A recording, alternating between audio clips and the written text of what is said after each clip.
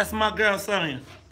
You are tuned into the Talk of Chicago, 1690 AM. I'm your host, Maze Jackson. Got my man, Charles Thomas, in the building. And Kelly Cassidy's claim of retaliation, calling for the Inspector General to investigate him. Yeah, he said he wants to investigate. Hey, investigate me. Come get me. Come and get Come me. Get me. You know, I don't know if this is like death by 1,000 cuts, or, I mean, if it is, he's got 900 or more cuts to take if they're going to be like this, because they're. It seems like everybody wants Mike Madigan to get, to get dinged. Not everybody. Well, not everybody. Well, not Mike Madigan. I mean, but it seems like even people in his own party are sitting back and saying, maybe this will be the thing that'll get him. But they're afraid to do anything with him, so they don't come out in any mass effort, like voting him not to be party chairman, or not voting for him to be speaker, or speaking out publicly against him. You don't find very many people willing to do that. And so this drip, drip, drip continues. I just don't know that it's certainly not going to make a difference between now and the end of the year, or next year when he's re-elected Speaker of the Illinois House by all the lambs and the Democratic lambs in the House. I think the whole state is laid down, quite frankly. Fundamentally, I think that we have gotten to a point where it is, again, I think we've settled into our corruption, right? We've settled into it. We're comfortable. There is a network of comfortable corruption that everybody is pretty much satisfied with as it relates to the status quo. I think when you look at this situation, the one thing I do think, and I'm going to point out to the WVON listening audience, is that what you're looking at, Kelly Cassidy is not claiming Me Too, right? She's not claiming that. What she is talking about is the system of retaliation, enforcement, and control. And I think that as you watch this, you're going to look at the power display, like the way that power is wielded. I think you'll take this, you'll look at like the Metra situation. I think it just gives us insight into how things go down, but he did it to one of his other members and a white person this time. So it'll be interesting to see. And a woman. And I think in this year of the woman, do you think that any of this stuff surrounding Madigan and Me Too and retaliation and stuff, do you think it's going to make any difference in the governor's race? Do you think that in this year of the woman that particularly women voters? No, it's two men running. It's two men running. But will women voters consider the role of Mike Madigan in this whole Me Too piece when they go to the polls? I doubt it. The only women that count for Mike Madigan, and even if every woman in the whole state cared about it, with the exception of ones in his district, he could care less. But what I do think is, and I think this is what I'm talking about, this comfortable place of corruption where, like, we all know it goes down. We know it. We know what this is. We've seen it. We're saying it. But it's like, hey, young lady, you know what? Ain't nobody else gonna tell. So again, if you minimize when people do step up, right? This is no different than when we were championing the fact of Ken Duncan being played for doing something else. And I think it's the same thing, and you'll see it keep playing out. Charles, what's going on with this Korean summit? Is it going to happen? Do you think with Donald Trump? Is he going to have this summit with Lil Kim? That's 3 weeks now, right? We got about 3 weeks until it happens? Mm-hmm. That's it, yeah. It seems as though he's kind of lowering expectations, because for a minute there, the United States was going to get the complete denuclearization of the Korean Peninsula. Now, Little Kim is saying, hey, I'm not giving up all my strap. No. And it seems that Donald Trump is kind of saying, well, that might be the case. I don't know. Trump is so unpredictable that you just don't know what to believe, what signals to take when you're dealing with Donald Trump. In a traditional presidency, you can. But in this one, you just can't. Well, you know what? We're going to talk about Donald Trump is unpredictable, and that's going to lead us to our social media question of the day. He calls some people MS-13 some animals. Nancy Pelosi struck back, said we can't be calling people animals. These are murderers and killers. We're going to talk about it when we come back as the social media question of the day. Is our compassion misplaced in the United States? We'll talk about it all. It's news, traffic, and weather. All right, y'all. On my count. All right, y'all. Take a moment. Share the broadcast. Take a moment. Share the broadcast. Now, Lorraine Little, what's up? Sadiq. What up, Bob Israel? Howard Trout. What up, Sharita D. Hoosier Jackson? What's up, Miss Chaz Mama? What's up? I got a new nickname? No, not you. That's Miss Chaz Mama. I saw the door slowly opening. Nicholas, 720 he can do with us. Okay, so we'll lead up and then we'll have him come in. Did you get Rufus? Bob, that's why I wanted to see where you want to place him. Get Rufus. See if we can get Rufus in and then hold. Okay. Get Rufus at 7:10 and then let's just hold him. Okay. And then he can stay on and let's let Nick and then Rufus can stay part of the conversation. All right. Now let's time this. What up? What up, Claudia?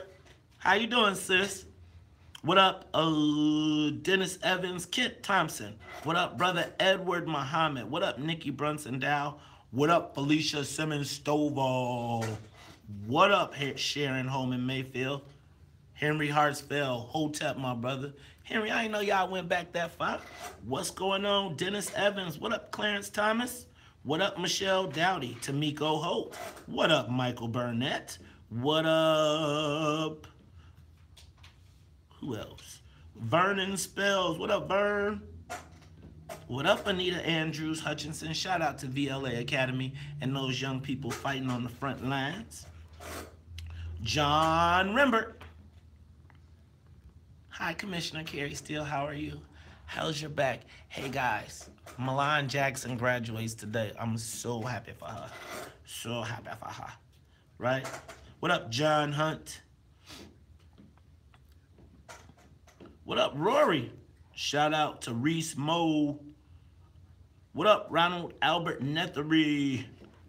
Hey, y'all, take a moment, share the broadcast. Oh, wait. It's going crazy. Crazy, crazy, crazy. That's what I'm talking about. Take a moment, share the broadcast. If you heard your name shared today on air, can you take a moment and share the broadcast for your brother? Can you take a moment and share the broadcast for your brother? She's not the governor. She's not the governor, Howard. She is actually the Democratic nominee. Now I hope that all the white folks don't switch over and stop being, right?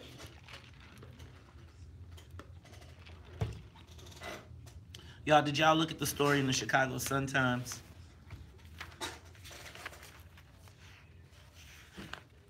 Hey, y'all. So, what you have with Kelly Cassidy also, I want to remind you all that Elena Hampton is suing the Democratic Party of Illinois and Mike Madigan. What Kelly Cassidy has just done is put information in the universe that corroborates the process, right? Yeah, I'm telling y'all. Do I think that the speaker is going to get it? Probably not. But he's going to be throwing a lot of people overboard. It's going to be a lot of people overboard. Like, think about this. If you watch Chicago Tonight, Kelly Cassidy on Chicago Tonight last night,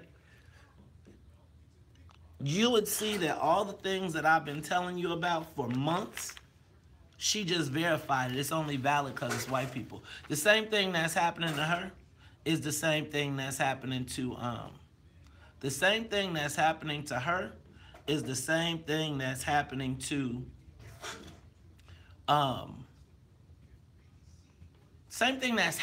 her is the same thing that happened to Ken, except they can't do a white person the same way. Your comments are being transcribed.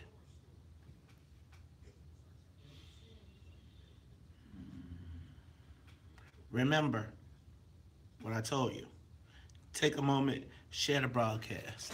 Milan, my daughter graduates today, y'all. I'm proud, Papa. I got the limp into the joint. I got the limp into the joint. You listen from Panama City. Panama. Panama, ho, ho, ho. Panama.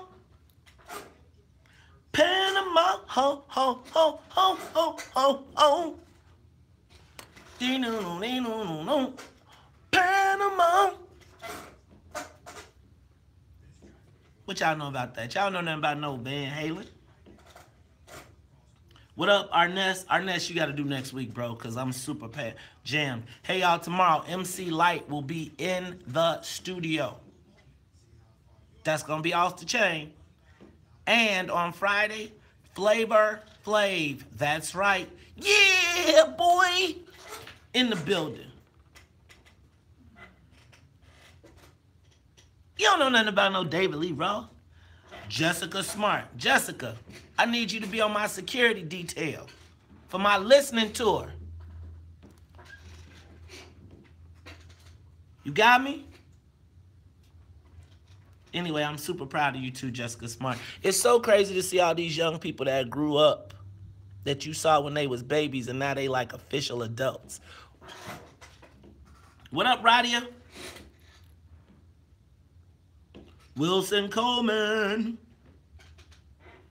What up, Samantha?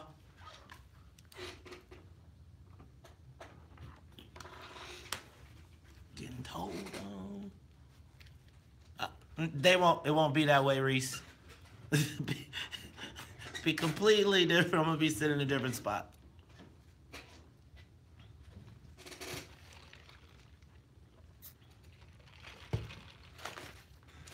Showing y'all up how. Yeah, I do. I need a security detail. Look, man. I was reading in the paper, man. These marks be sent. Do you know people be sending stuff in? I got to tighten my circle, y'all. I was looking at Kels, Real Husbands of Hollywood of Cook County. Oh, I'm an overachiever.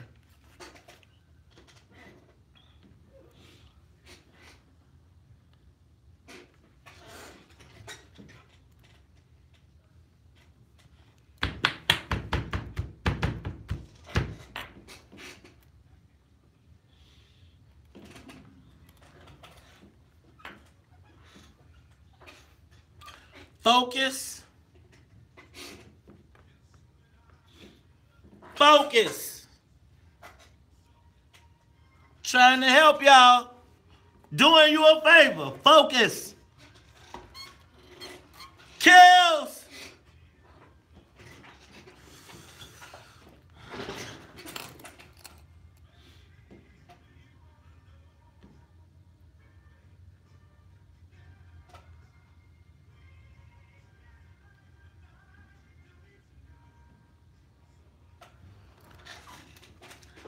You are tuned in to the Talk of Chicago 1690 AM. I'm your host, Maze Jackson. Got my man, Charles Thomas. And Charles, social media question of the day. We were just talking about Donald Trump, man, and how unpredictable he is. But I was watching the news last night, and I saw that Nancy Pelosi rebuked Donald Trump for referring to violent MS-13 gang members as animals. And it got me to thinking, what do you call people who commit murder, sell drugs, destroy lives? People who, and then I was thinking about MS-13, right? And I think about all those pictures I see, and they got the guns with the tattoos all on their faces, and they talk about chopping off people's heads. Disemboweling people, like medieval. They go their hearts, taking the hearts out of their body to make a point, and raping the child daughters of their antagonists to make their points.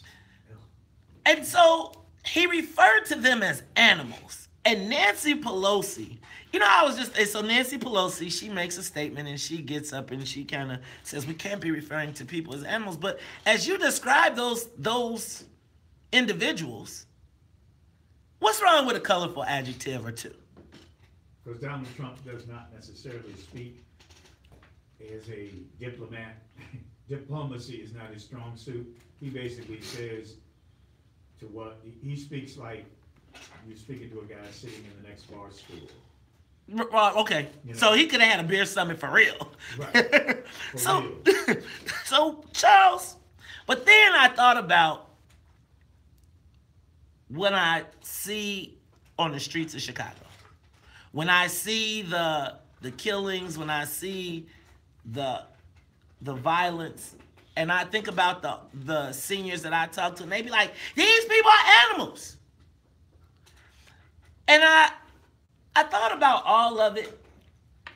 I don't think it's okay for the president to call people animals, but I do think that there was some level of outrage that he was expressing that. I feel like Donald Trump says what regular people say. Not only that, he said worse. He has said worse than what regular people he's say. Been on the campaign trail and since his election, he said a lot worse about people. And so my question is our compassion misplaced? Like, do we really need Nancy Pelosi to come out and address that? And Charles, how are we more concerned, not more concerned, but are we concerned with criminals and how they get treated, even if we know they're like killer, murder, death killer people? I don't think Nancy Pelosi speaks for the American people. You know, she's this very, very wealthy woman from a very, very expensive city, San Francisco. She's not speaking for the average American, not at all. And Charles, when he said that about MS-13, I didn't think there was anything so wrong with it. As a matter of fact, I've referred to murder, killer, deathers in our own neighborhood with way more colorful language than that. Yeah, I'm not. I think this is all politically charged, obviously, and anything Donald Trump says, they will seize upon to make their political point. But again, she doesn't speak, I don't think, for the average American. She comes from an entirely different world than the average American. So let's ask the WVON listeners, because we're the average black Americans. No, we're not average. We're above average. But we are the smartest. So let me ask y'all a question. Do we have a problem? Is there a problem with Donald Trump calling criminals like murder, death, killer people animals? Do you refer to people in our own neighborhoods as animals who may kill? Or I know I call white folks that be going up in these places way worse than an animal. Ron, you're on the Talk Chicago, 1690. Look, for years, I used to be condemned on this radio station for calling people animals. But see, it's the one thing, if you're inhumane, you're not human. Well, yes, I did for years. I thought I was going to be banned, and I would come on and say some of these atrocities were being committed.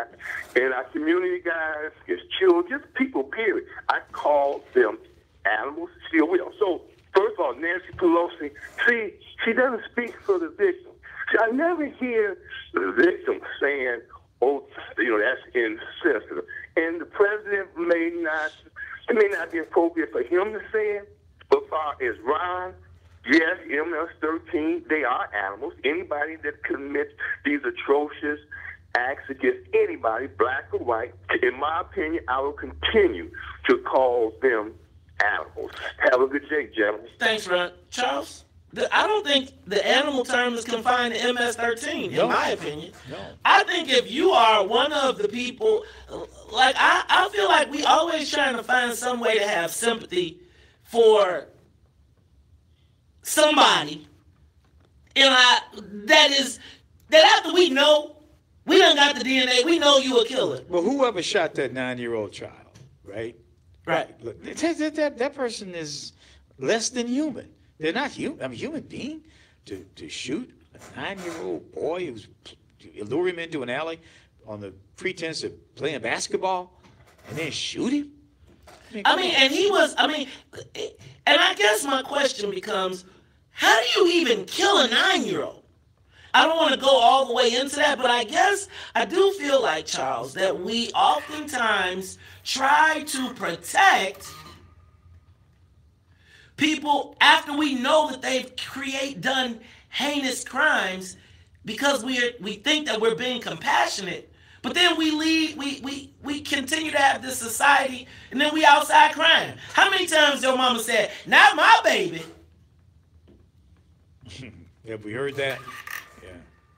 It's the Talk of Chicago, 1690 AM. I don't know if Nancy Pelosi need to get some business, in my estimation. It always seems like she got something to talk about that ain't germane, relevant to the issues that average Americans are facing.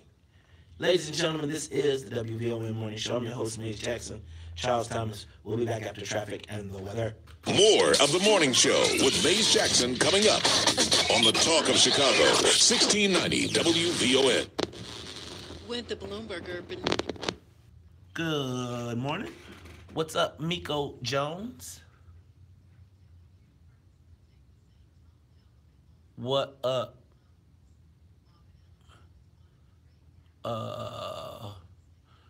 Reese Mo, can you please deal with Darlene? What up, Patah? What up, Dennis? What morning, Ben? All day, Bethia.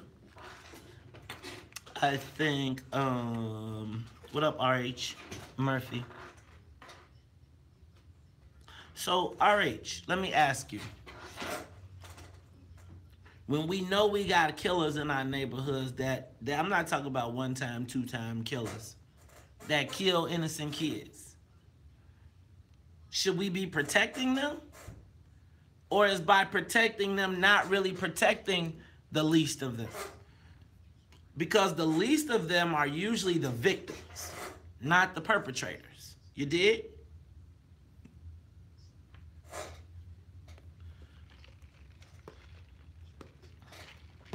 Salim, I agree with you, Dr. Kennard. What up, Rhonda Hale Johnson? Have you all taken a moment today to share the broadcast? Take a moment, share the broadcast. What's going on with YouTube, man?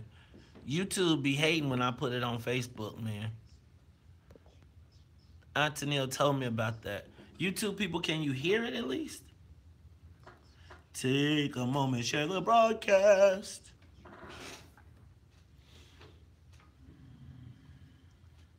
Right, like, what they say on Game of Thrones? What is known need not be spoken. Don't start none, won't be none. They ain't ask about you, don't ask about them. How about that? Because ain't nobody asking about you. I am. Because I love you.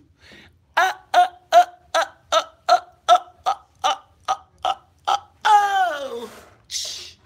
I love you, baby.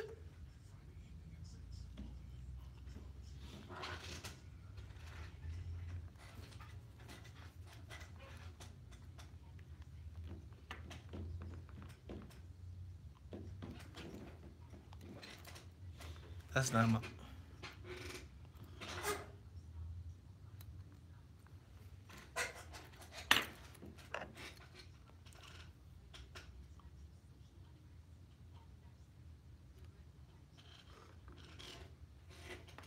Y'all know my favorite one is The Rain. Oh, no.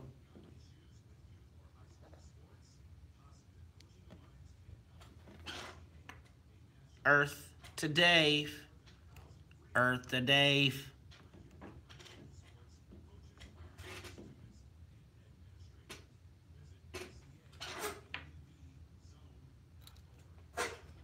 Oh, no.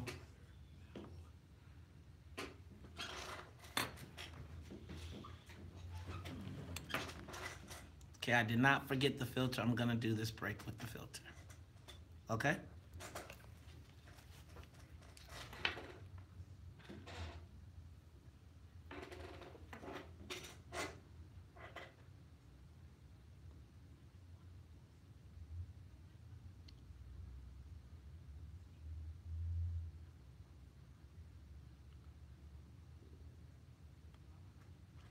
Hey, man. You being thirsty, man. You know you be crashing. You better hold on. I'm giving you a hard time. Brother Patah, see, you got to start earning your keep, man. Got to start earning your keep.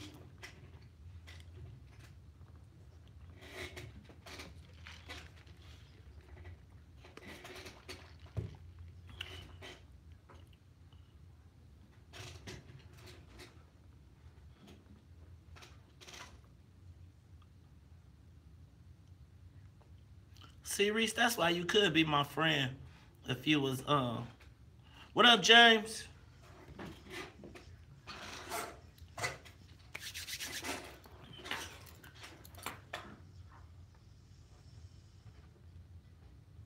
Woo! Feels good to be a gangster. VV!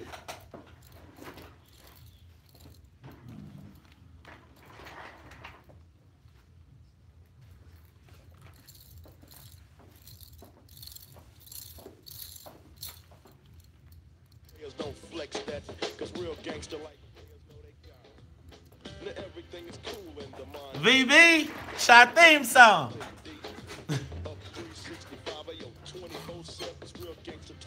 Not yet. And all I gotta say to you, wanna be Gucci, jealous heart cranks, cause when the shit jumps off, what the hell you gonna do? Damn, it feels good to be a gangster. You are tuned in to the Talk of Chicago 1698 AM. I'm your host, Maze Jackson. Got my man, Thomas Charles. That is Scarface, man. He'll be here on Saturday, Friday night, Saturday. I think we're trying to get him in the studio, too. Damn, it feels good to be a gangster. That used to be the theme song. Back in the day. Hey, it's the WVON morning show. Hey, check it out.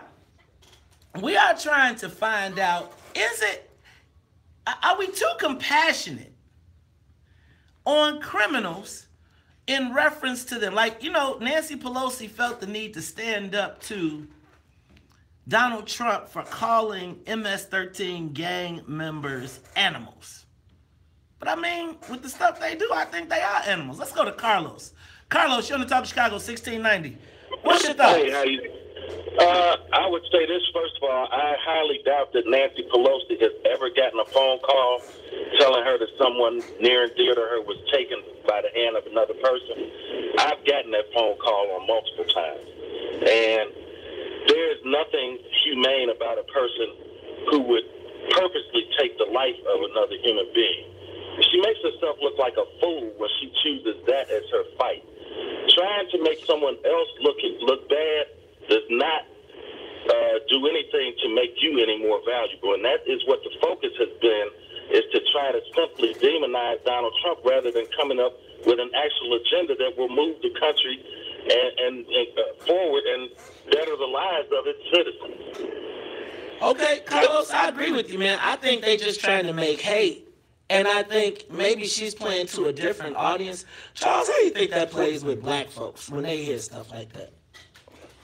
Well, I mean, I think we're hearing from the WVON listening audience, but I want to point out that when this comment by Donald Trump was reported initially, it was taken in completely out of context.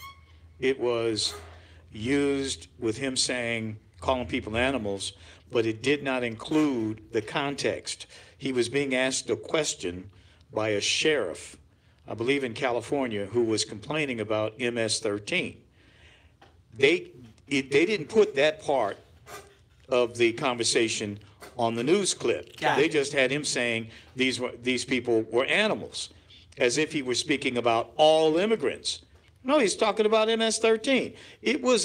Look, there is a war going on between the mainstream press and Donald Trump. Donald Trump started it, but the mainstream press is always going to have the last word, and they set him up. And I don't know if Nancy Pelosi, when she made her comment, was aware of the context in which Donald Trump was speaking. I don't know.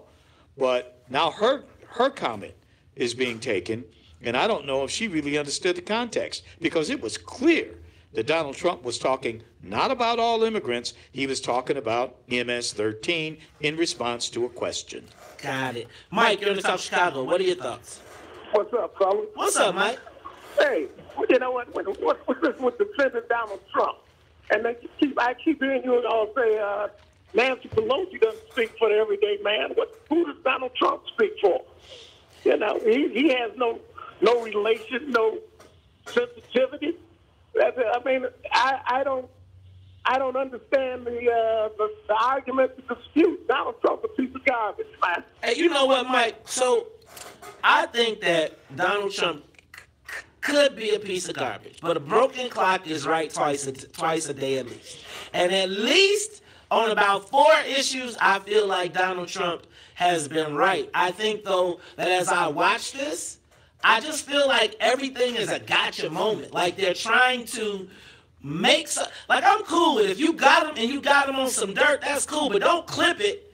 Give me 3 seconds of it and then be like, aha, we got him. And I'm tired of these aha gotcha moments that add up to, what do you call it? A great big nothing burger. Let's go to Anthony. You're on the Talk Chicago. Good morning, ladies. Good morning. Well, first of all, don't get me wrong. Anybody that takes a life is wrong, okay? Okay. But see, when you dehumanize them and call them animals, it makes it easier to kill them.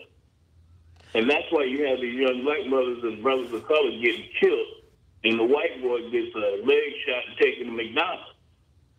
Oh, okay. I can see you saying that. My man Roberto Sepulveda says that MS-13 is not a foreign gang, that it was made up here in the United States. Well, they show coming from somewhere else. I think they started in El Salvador. Ah, okay. I mean, I'm pretty sure of that. Man, I'm gonna trust you on that one, Charles. Well, hey, it's the WVON Morning Show. I'm your host, Mace Jackson, Charles Thomas. Yo, we got one last call. William, you got 30 seconds. Good morning. Just real quick, Donald Trump, the pot can't call the kettle black. He's the head of the most heinous government that's operating right now. We created conditions for M13 to even exist because we went and destabilized damn near every government in South America. So they just emulating the people that brought them into existence. So he don't have any right to call anybody else animals when we're bombing and killing people all over the world. We've killed millions of people, and M13 have did some horrendous things, and I don't condone it. But Donald Trump don't have any right to call anybody an animal. Donald Trump don't. I'm gonna tell y'all what. Y'all best. Donald Trump done grabbed him. Donald Trump, I don't know what rights he got, but whatever it is, he be taking his stuff. From grabbing them in the cooch to calling them animals. I'm not supporting Donald Trump, but I think Nancy Pelosi need to get some business. Okay, Don, last one. Hey, am I there? You're here. Go quick.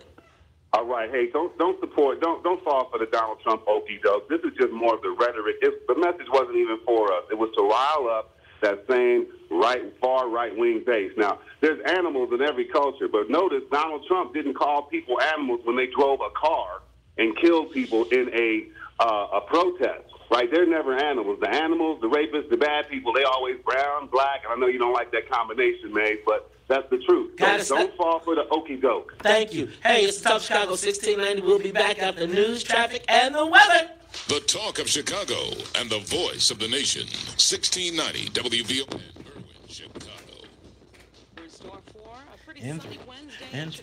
M1, N3, N2, M1. All right, y'all. Take a moment to share the broadcast. All right, did y'all see this story about the Montessori, free Montessori education? We'll be talking to the Inspector General, Nicholas Schuler. He's been back. Hey, did y'all notice that J.B. Pritzker, the Women's Caucus, all called for an investigation too? What up? Okay, ready? Reese Moe. What up, Chris Ray? Roberto Sepulveda, Dennis Evans, James Matthews Jr. Now, if I take the time to give you a shout, do you take the time to share the broadcast? Please do so. Please take a moment and share the broadcast. Share the broadcast. Share the broadcast. Oh, that's the bottom. I need to go to the top. All right, take a moment. Share the broadcast. Share the broadcast. Share. All right, let's start with what up, Coop? Hey, y'all, shout out to Larry and Samantha Coop. Thank you all for hiring me to work the stage at the Bolingbrook Juneteenth. I'm super excited. Thank you very much. Happy to be going back to my hometown. Always good when you're acknowledged at your hometown. Well, not to Neil. Obviously, Digital Vision sponsored it, but it was the vision of Larry and Samantha that put you on the board, right? Rule number one. Remember rule number one in the book, right? Okay. So, now you know I'm going to be shouting out. We need to make that a all Bolingbrook Black reunion. I can't get a hold of Rufus. You can't? No. Okay. So, but we just got the idea. Okay, that's fine. I think we can still talk about it. What up, champion? Dwayne, when can I get in? And I'm Mr. Champion, when can I get, I feel crazy calling you that. When can I get in to present? What up, Raymond Hubbard? Chris Ray. Chris, you gotta come back for Bolingbrook Juneteenth. We need to get Ernest, Lloyd, we need to get everybody, Barry Kelly, Sean McCray, if you're still out there, everybody needs to come back to Bolingbrook for the Juneteenth party. I'll be doing a week of events, including a brunch in Bolingbrook. What up, Tammy Jackson? R.H. Murphy. Shout out Sepulveda, Shannon Hubbs. Big J. Okay, first of all, y'all gotta say shout out to Big J. Everybody give Big J Woodward, Jerry Big J Woodward, a shout out. He just got married on Saturday. He is watching from Italy. Big J, congratulations to you and your wife on your nuptials. Super proud of y'all. Y'all don't know me and Big J went all the way back to 106 Jams, right? Big J was like the guy I used to be trying to be cool with Big J. Big J is also the manager for Avant, the recording artist Avant.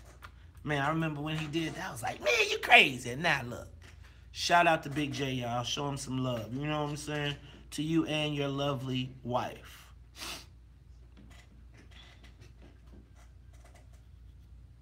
Helene Walsh, what's up? What's up to my, as you describe yourself, my favorite Jewish girl from Highland Park, from the North Shore?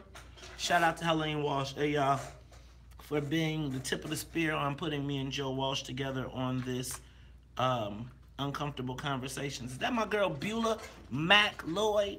What up, Beulah Mac? Theo. What up, Maria J. Munoz? What up, Lindy? Shout out to the ladies of Z5B. Shout out to the ladies of Delta, Sigma, Theta.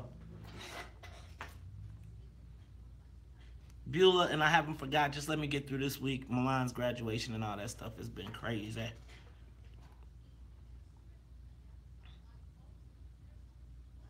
Oh, definitely do that, Dennis. Hey, you know what? Dennis, is Alan Bryson in your chapter? That'd be great. Hey, twins. Everybody, we need, I hope that ain't Nat Pan Hell or something. Good morning, Diane Scott.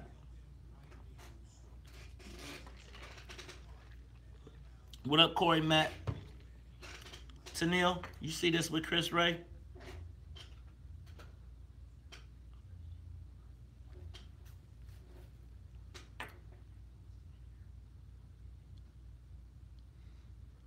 Dang, Diet be getting all the money, huh?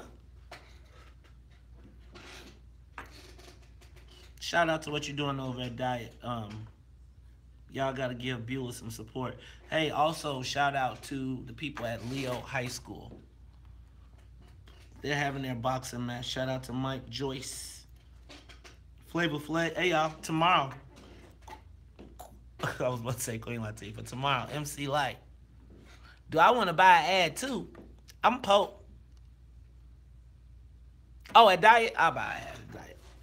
I'll buy an ad a diet. When I'm getting my posters, though. Bolingbrook. I'm on posters. On the poster, can I be like, what y'all think my poster pose should be like?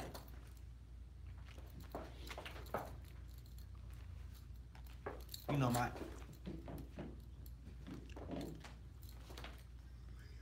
They gonna put me on posters in Bolingbrook. I mean, can I get a billboard? Right? Can we be like, you know what, one day, you know what my dream would be? Like one day, when you get off the expressway to go to Bolingbrook, and it says, home of Maze Jackson. Right? Like right by the sports team signs. All right, y'all, man.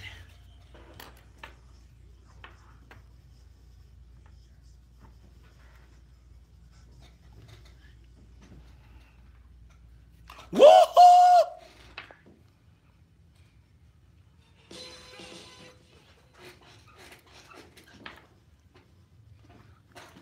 Oh my show!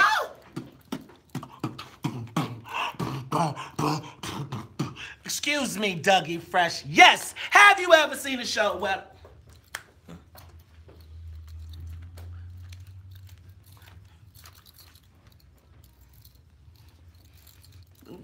You're about to hear, we swear, the best rappers of the year. So show, here we go.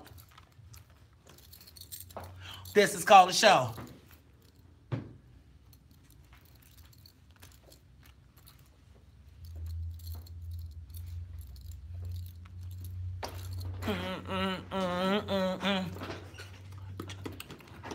I wanted to be a beatbox.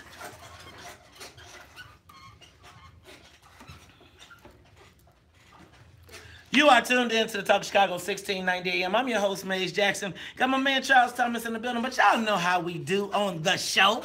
That's right, the morning show. Gotta say what's up to the WVON morning show team. What's up to Annette Flournoy in the newsroom, as well as Miss Sonia Escobar. Now, Charles, in another tale of 2 to 3 cities, I don't know whether it's 2 or 3. This one is the tale of 2 cities. This one was 2. Apparently, if you rich and white, you can send your kids to CPS Montessori school? What? Did you see this about I read that this morning. You know, there's some currently really good CPS schools, elementary schools on the north side. I mean, really, really good schools, highly rated in the state. I don't know if this one is one of those, but apparently they have a Montessori program that they say, that I was reading this morning, it would cost you $30,000 a year if you were to go out and try to get it. Good Lord, that's college. That's college tuition money. And you know this. And so apparently, Charles, before I even go further, what is Montessori? I hear that all the time, and you know, people brag, my kid go to Montessori. Yeah, Montessori. What is Montessori? It's an approach to teaching children that was created by a nun in France, Maria Montessori, and they have these techniques where the children learn on their own. They don't have grades, so to speak. Oh, I needed that school. They learn on their own in a room by themselves. They kind of teach themselves under the watchful eye of a trained Montessori teacher. So this is not like a cult. Oh, no. Is it effective? Yeah, very effective. I mean, it's so effective that they pay somebody would pay $30,000 a year for preschool?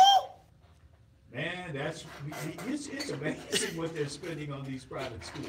Oh, man, I ain't gonna even lie. Don't get me started on these private schools, because I'm gonna tell you, you know what? I remember we went to Little Lamb over in Beverly. Hey, man, and the day camp was like $1,000 a week or something crazy. Man, it might not have been. It might have been like, no, it was like $2,500 a month. Hey, man, there you go. They was flying jet planes, going to but Charles, the concept that within CPS, where they tell us that a black child is 1 in 4 black children has the chance of going to a failing school. They got elite schools within the school district that would preschool. Help me understand. Well, apparently it's a program. It works. It's a program that was supposed to be like a magnet school. So it was supposed to be, people from all over the city were supposed to have access to this very special program. And, you know, that's cool. I mean, they have a special program, and kids from all over the city would have access to it as a magnet school, just like a Peyton or a Northside Prep or Whitney Young. But what happened, the people in the neighborhood were getting preferential acceptance to the point where by the time the Inspector General looked at who was actually going there some years later, that it was 90-some% of the people in the neighborhood in Lincoln Park were going to the school, as opposed to kids from all over the city. So let me guess who wasn't going to the school. You got that. You can guess. Let me guess that it was black kids that got demagnetized. Right. In fact, it began, when the school began, it had 52% of black students. Now it has only 8%. Why does that? Inspector General. You know what that sounds like to me, Charles? Oddly enough, magnet school turns all white. Sounds like the story of Whitney Young. Whitney Young is headed in that direction. The momentum is certainly headed in that direction. Now, Charles, you know. But there are all kinds of kids, not just white, but the percentage of black students at Whitney Young has dropped precipitously. And now you've got this deal at CPS, a free school. Now, this ain't even school. This is preschool to set them up so that they can go to the good public high school, or prepare them, if they have a school, to send them to private school after getting all the good stuff at $30,000 a year from us. Mm-hmm. Charles, that's crazy. Now, you know what I wanted to know was when you said when this started. So, yeah, I'm looking at the numbers here. So the Afro-stocracy, you know, and so I was like, man, who had a part of this? And so I was like, who said okay? But then I looked at the paper, and right at the very bottom of the story, they mentioned our brother Rufus Williams.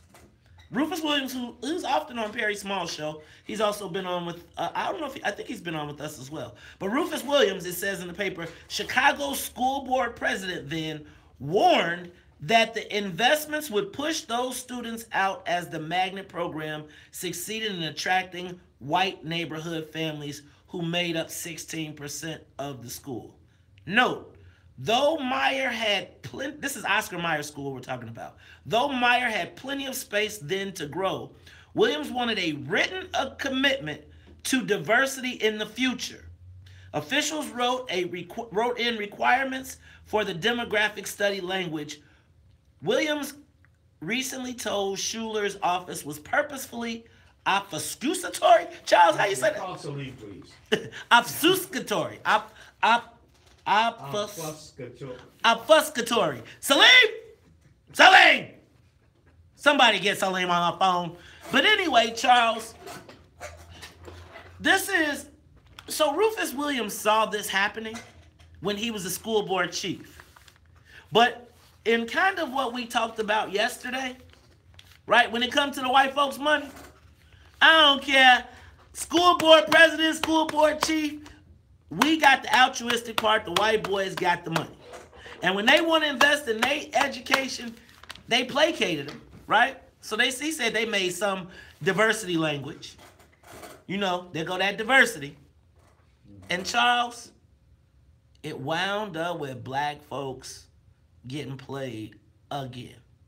Played right out. Played off the stage. Now look, Charles, we're going to talk to the Inspector General, Nicholas Schuler. He's calling in when we come back. But I'm going to take a call real quick. Let's go to Karen. Karen, you're on the Talk of Chicago. Hi, good morning. I'm sorry I missed the whole conversation. No, you haven't missed it. It's getting started. Let's go. Okay, all I heard is that black kids aren't getting into these selective enrollment schools. So can I just give some advice? Yes. I'm a teacher. I'm a parent. I live in the suburbs. My son is now a junior, but I brought him into Chicago, and he attended preschool and kindergarten at a black-owned preschool. And I highly advise that parents find a good preschool. Many of them take vouchers or whatever it might take for your child to go to a preschool. I highly recommend one. I'd love to say it. It's Say it. owned, Go ahead. I know I Say can't it. do it. Just say it. It is Little Hands Learning Center on 95th and Western. That's Little a good one. Hands. You know what? Owned, and I'm telling you, oh my goodness. Thanks, Karen. I'm going to tell you, Charles. But I think the reason that this is such a big deal and you saw these parents do this is because preschool education is essential. And if you can get a $30,000 preschool education, you set your child up for life. And here again is another opportunity for white kids or wealthy kids, which tend to be white. Who live in that neighborhood. Who live in that. Pay the freight for that. Right. Charles, it's like they get a leg up. A $30,000 leg up at our expense. Where is the $30,000 preschool program on the south side? On the west side? Where is it? Like, you can have one up north, but don't tell me it's one up north and there ain't none on the south side and ain't none on the west side. Look, we're going to talk about that when we come back, and then we're going to have this Inspector General break this whole thing down, because, Charles, they're going to take my mic away, man, because I'm getting mad and I'm about to get loud. It's the Talk of Chicago, 1690. We'll be back after traffic and the weather. More of The Morning Show with Maze Jackson coming up on the Talk of Chicago. All right, y'all. I'll be back. WVON. During the McGrath Lexus Tell Your Friends sales event, everyone can enjoy Lexus luxury.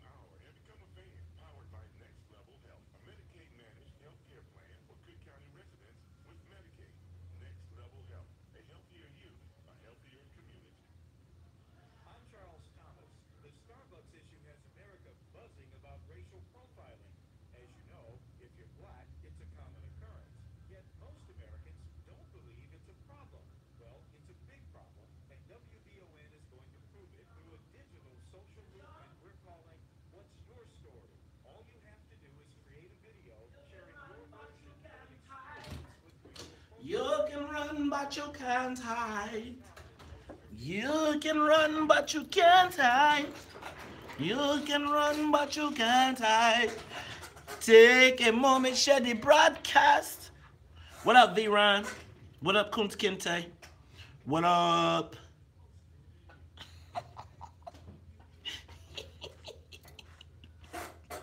What up, Susan Peters? Tennille. The comedy in my life is so great. It's like you can't even.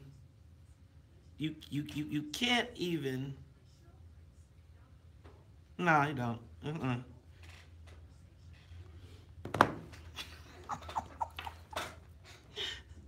Oh, Jesus. Jesus. Be offense.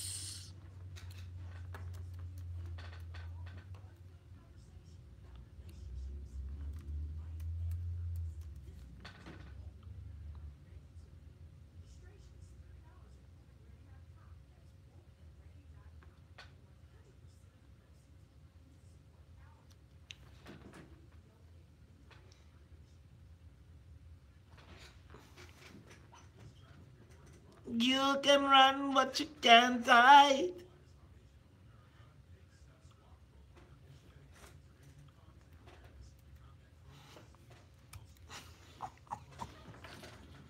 Hey, Julie Toohey.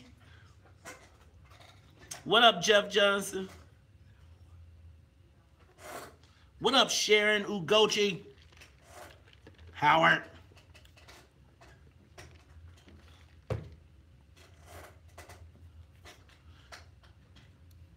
So y'all gonna bring it up to, I just think it's crazy. Oh, there's, you can run. You can run, but you can't hide. You can run, but you can't hide. Whoa, what you see now, I'm going to make you see now.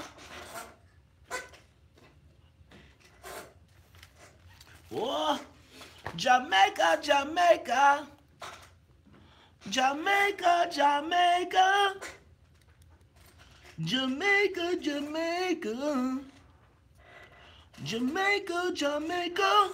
What up, AJ, your boy Steels? I'm familiar with Village Leadership Academy.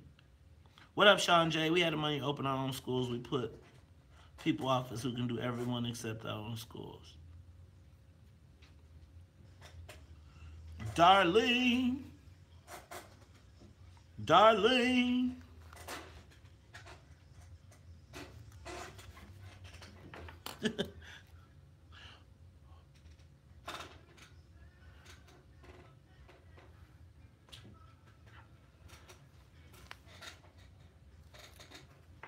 You already know how rough life can be, 'cause you've seen, I feel like you can't keep telling them.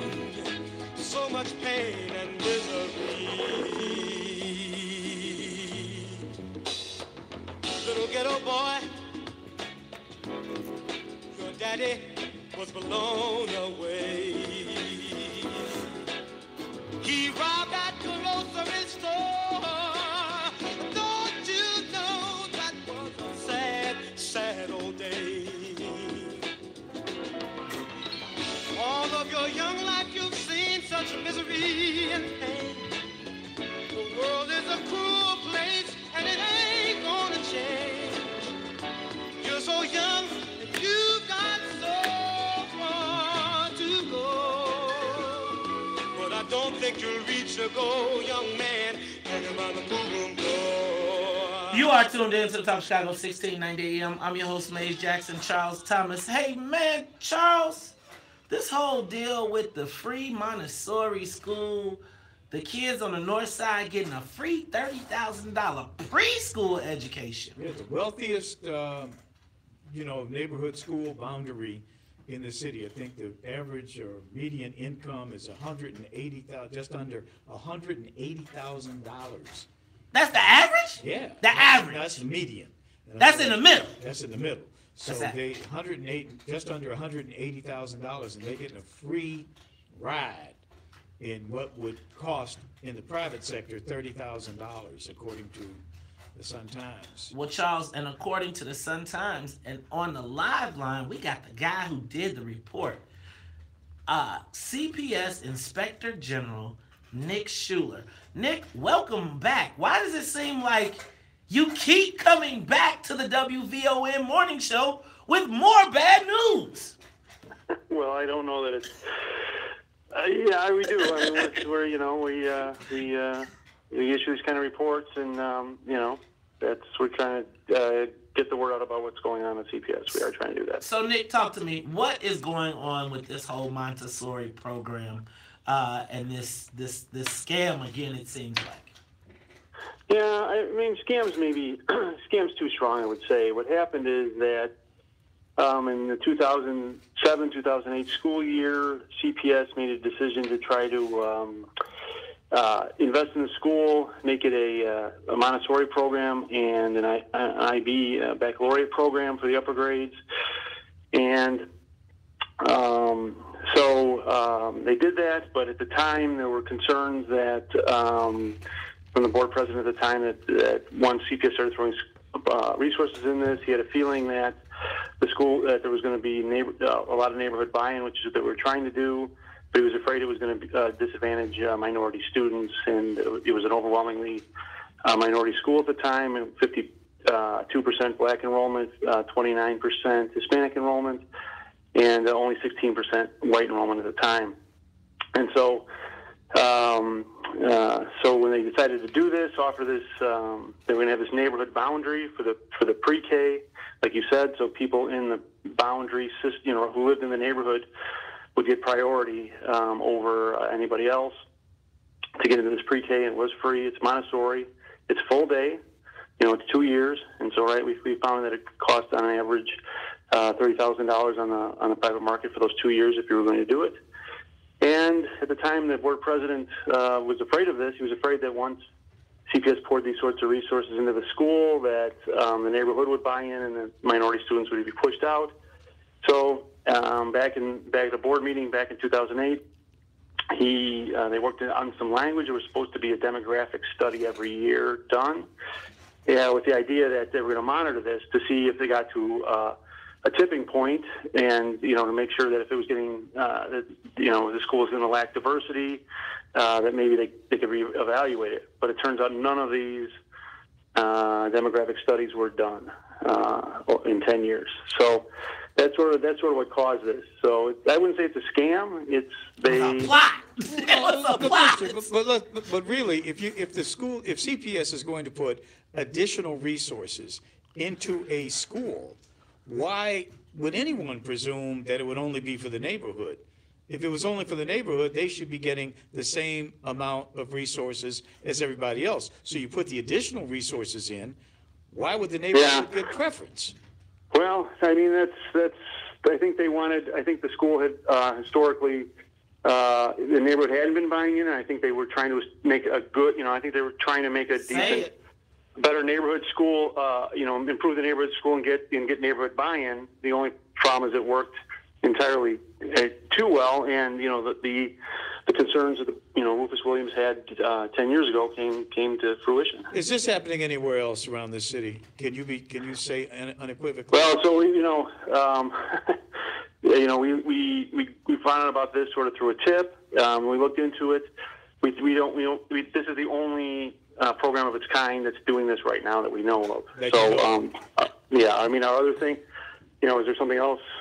Man, I can't say. This is what we reported on. This is what we know about, and we do believe that this is the only, free pre-K, this preferential pre-K to the neighborhood going on now. So, Nick, what made that neighborhood so special? Like, what was it about that neighborhood that made it so special back in 2010? Well, I don't know. We don't know. We tried to. Who's the developer? I don't know about the developer. We didn't. We don't have the neighborhood. It originally was supposed to be a lottery entry system, and the neighborhood. We understand that there were kind of boisterous concerns raised, and there was kind of a late a late in the game change to this priority system. Nick, let me stop you right there. I got to go to traffic news and weather, but we'll continue this when we come back. Nick Schuler, he's the Inspector General, CPS. These free schools for Montessori, we'll talk about it all when we come back.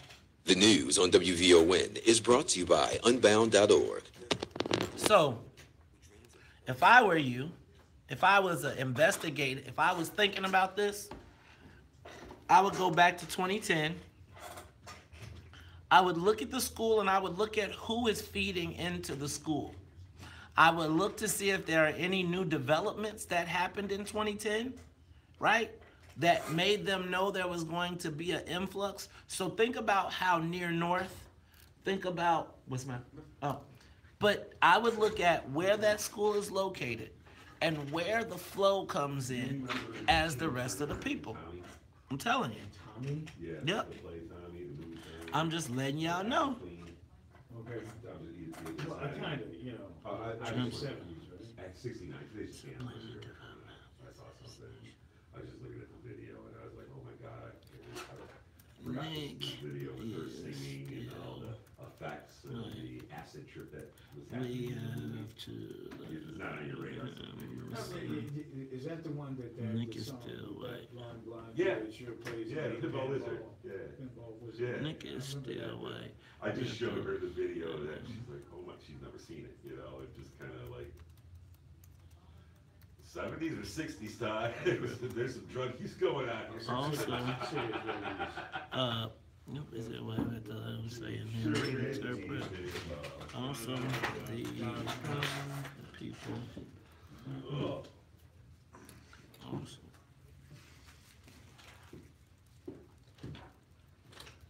This was a long-range plan.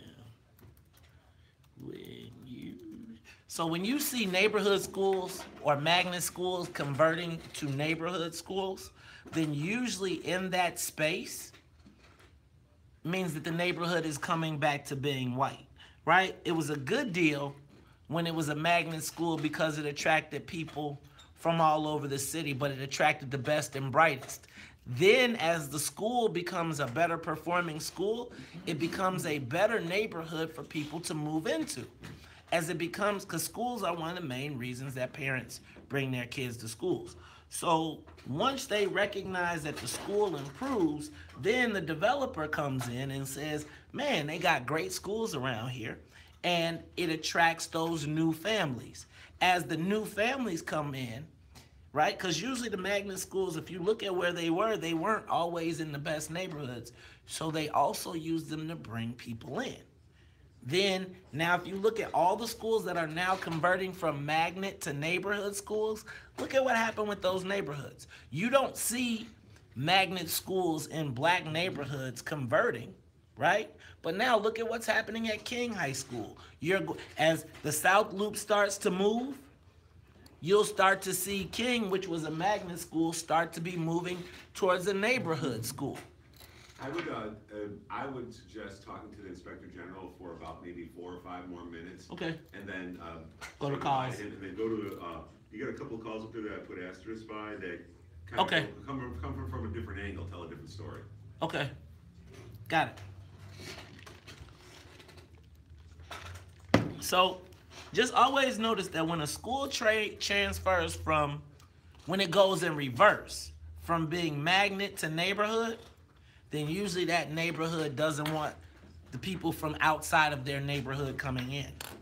Get it? They don't want to attract any more people. They got what they want.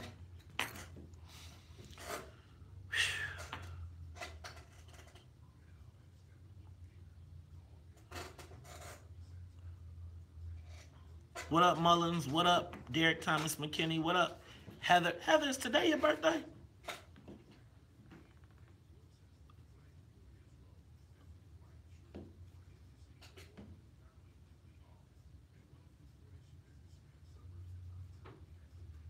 Malcolm and Avery's dead spell.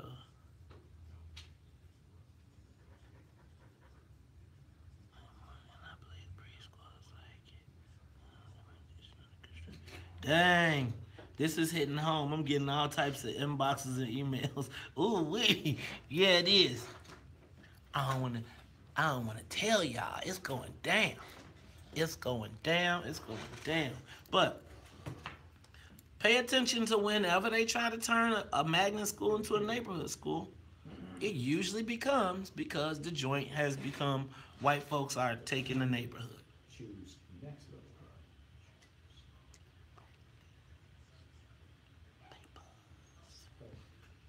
Ready? All right, y'all. Take a moment, share the broadcast. Shout out to Milan Teray Jackson graduating today. That my baby. That my baby. So I'm telling y'all, watch Hyde Park High School. That's gonna turn into. Don't let it be a magnet. Brian Mullins shared the video. What?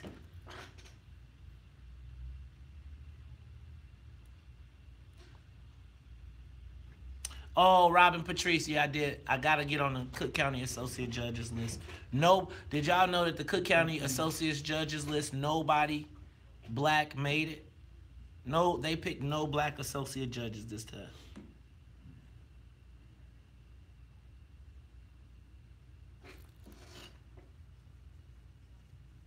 Oh, so they put one on the south side, but then they killed it.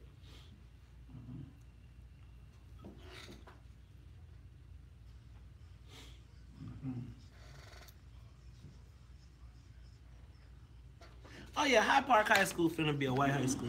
It was white before though.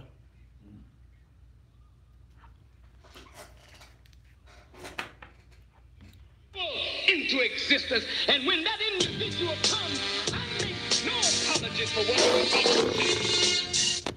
Rugged and real, you're gonna stand still. To obey your case, so let the man build. Words of rapture that you have to capture. And not just slap you with a handful of literature. This dope, death, fresh, hot choice, move the core. Rappers I replace, rub out, erase. Competition, you must be on freebase.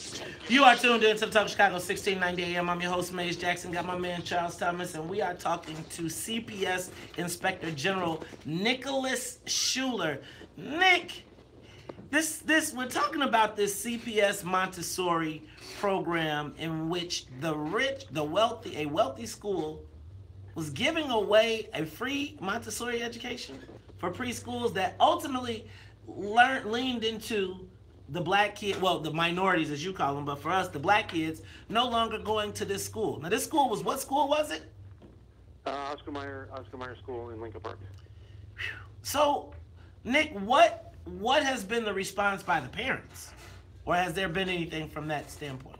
Well, the parents, I don't know, has said that they're going to do their own demographic study. And then that they're going to get community input and decide what they're doing with it. So, I think, from our point of view, this is one thing's a pretty easy call. That this free special program, this sort of perk program for this one neighborhood school needs to end from our point of view. So we think that'll be an easy call. And the bigger question is what are they going to do? Are they going to convert the program to, a citywide lottery program? Are they going to end the program? Are they going to change the neighborhood boundaries? I think those are the things that they're trying to decide what will happen next. Nick, and so, Nick, isn't part of the backstory here. CPS is sort of, they just really want to try to keep white people in the district, particularly these white families who make this much money in these kinds of neighborhoods. They want to keep them in CPS, and they're desperate about doing it, so they kind of look the other way. Yeah, I don't. I think you're right about. I will agree to the first half that they want to, they want to get more buy-in. I think they more buy-in from white parents in certain neighborhoods. I think that's probably right. And then did they look the other way? We looked at this. It happened 10 years ago. It was, it was 10 years ago. So what we found out was basically that these studies weren't done. And the board president at the time said, he said if something is, if there's nobody watching this in 4 or 5 years from now, I'll be gone, the CEO will be gone, everybody will be gone. And, that turned out to be right. And so was it willfully turning a blind eye? We didn't conclude that. But it definitely was the mechanism they put in place to assure accountability was supposed to be the CEO or the designee will, or the CEO or his designee will get these reports. And then it just didn't happen. And the CEO, who was Arnie Duncan at the time, he left shortly thereafter. Rufus Williams was gone shortly thereafter. And, so at some level it's plausible that it just fell through the cracks. So I don't know if it's, we definitely didn't conclude it was somebody who was turning a blind eye. But nonetheless, the end result is still, that it's problematic, that there certainly can't be this kind of a perk for one neighborhood school, and it turns out we were surprised to find out that it was actually the most affluent, district boundary or school boundary in the system. So, ladies and gentlemen, CPS Inspector General Nick Schuler. Nick, thank you for coming back and shedding light. And anytime you got something, please don't hesitate to let us know. We appreciate you, man. Thank you. Thank you. My pleasure. All right. So, Charles, you know what? So, so Nick is, first of all, Nick works for CPS, right? So he can't body slam CPS because that's where he gets his check. So he gonna report it, but he ain't gonna see it from our lens. But his job is to body slam when body slam is necessary. So and I think he's done some good work because he's come on here with some really interesting scandals. I agree. I think he doesn't see them through our lens though, because he sees them through the lens of kind of a white guy. Like, no. Well, he wouldn't say when I was asking him that this was designed by design, because I know the mayor, all of them, they want to keep white folks in the district. This is their thing. We got to make white people comfortable in Chicago public schools. They're like zealous about that. Let's go to Renee. She had an interesting perspective. Renee, you're on the top of Chicago. Good morning. Thanks for taking my call. Thank you for calling. I want to say that they didn't turn a blind eye. They had this. This was a plan they laid out. My 3 kids went to Oscar Mayer. My 2 daughters were valedictorians there. When my oldest children started there, they were picked up in front of the house. Then CPS changed it. They were picked up on the corner. Then they changed it, and you had to be picked up by your closest public neighborhood school. So they were trying to make it harder and harder for black kids and other kids to go to Oscar Mayer, because Oscar Mayer also had white kids coming from the northwest side. And as my youngest daughter graduated in 2006, the incoming students, and she used to talk about this, were all blonde-haired, blue-eyed little white kids, because the young people moving into that area, which is right across the street from DePaul University, were young white people. And they wanted that school just for that population. Sound familiar? Does it sound familiar? Say NTA. Augustine, you're on the top of Chicago, 1690. Hey, good morning, everybody. There are 5 or 6 Montessori CPS schools in the city. There's Meyer, Drummond, Suter, which my daughter goes to, which is on the near west side on Washington and Damon. I've been there 9 years. And then there's Montessori of Inglewood and Clissel, which is on the south side. The school my daughter goes to is citywide. I travel 13 miles one way to bring my daughter to school. It's Montessori. It's a different way of learning. Dr. Jackson has been there. She loves it. The problem with Montessori is it's very expensive for CPS to fund. Now, the pre-K programs, you have to, CPS doesn't, they don't pay for that. It's too expensive. So some of these pre-K I'm talking about, it is $15,000 private, but the school has to pay for that somehow or another. Plus, you got the Friends of Meyer, which they raise lots of money. The Friends of Drummond, they raise money. They subsidize some of these programs that people don't know about that Nick didn't talk about. Thanks, Augustine. Bill, you got the last comment. I think it's all the way from the top, from the head. And I don't think it's any loss. And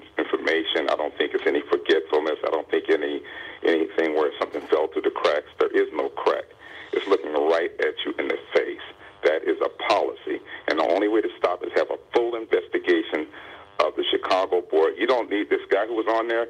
You may need him, but why do we need him when we have all these people who are voting? We have all these citizens who can form a committee and investigate all the schools and compare the curriculum. So you even have to worry about a Montessori. What? Thanks, Bill. Charles, can I tell you what I think on that, too? I don't believe that you're going to see very much happen regarding this issue, and I think they're going to have to do a very good job of sweeping it under the rug, because guess what base that is? You can't be messing with them white folks with them kids in the North Shore, not in the North Shore, in Lincoln Park, because that's got to be Rahm Emanuel Central, right? You got carjackings going on. He can't be, don't be messing with them schools right now. It's going to be a mess, y'all. But I know this. The plot, this movie sounds real familiar. You destabilize the school, you magnetize it, put some white kids in it, then the white people move to the neighborhood. Then all of a sudden, the great school that was the one that everybody wanted to go to because of its diversity is now in a white neighborhood, and the white folks say, we don't want them colored folks around our parts. You know, and who's watching? That's the other thing. Who is paying attention on the school board? Charles, I mean, we talk about that whole elected school board business, and how does that fit in this kind of situation? And think about the fact that he said that they were supposed to do a study, and they didn't do it, and now they telling us, oh, now they're going to do a study. Man, if you don't get your, it's the Talk Chicago. And Sonia said, who getting paid to do the study? And now we got to go look and see who got paid to do the original study that never happened. But you know, they were all involved, though, in the whole NTA piece, right? Same. They were involved in that, but they weren't involved. They kind of looked the other way or whatever on this piece. See how they do the black folks? Y'all See how they do them. Hey, can I say this? Did Donald Trump do that? Ain't damn Donald Trump nowhere around here. It's Talk Chicago 1690 AM. Y'all trying to talk about some Betsy DeVos. We don't need to worry about Betsy DeVos. We got Mr. Future. It's Talk Chicago 1690. We'll be back after traffic. Come on. Hi, my name is Marie Crawford. I am 8th grade at National Teachers Academy, and please save our school. More of the morning show with Maze Jackson coming up on the Talk of Chicago. What's a foie dip Elvis? Okay.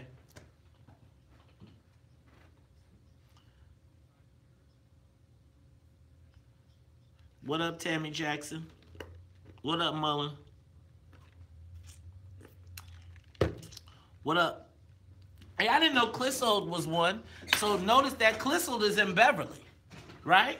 So I would be curious to know what all of the neighborhoods these schools are in. Because to me, it seems like when I look at the first two neighborhoods, they're put in places where white folks. So like if you look at these neighborhoods, I bet you $1 million that these are neighborhoods with high private school attendance. Like if you look at Clissold, it's in Beverly, where everybody sends their kid to Catholic school, so they got to do something to keep. Okay, thanks, Tony.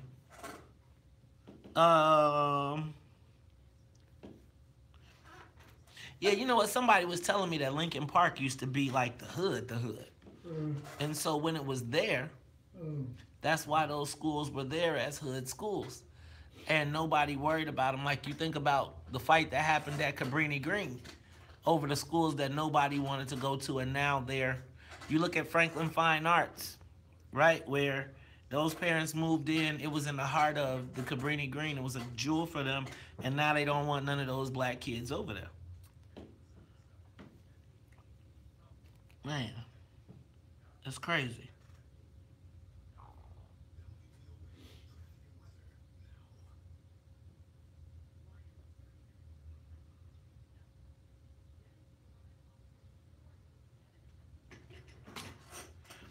Take a moment, share the broadcast.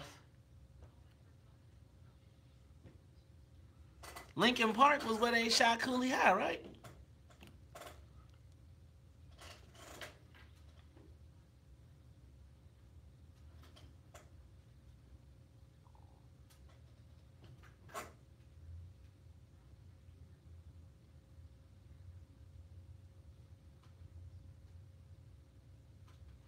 Dang, Tony, you say Brazier is in on it. What up, Kyle Branch?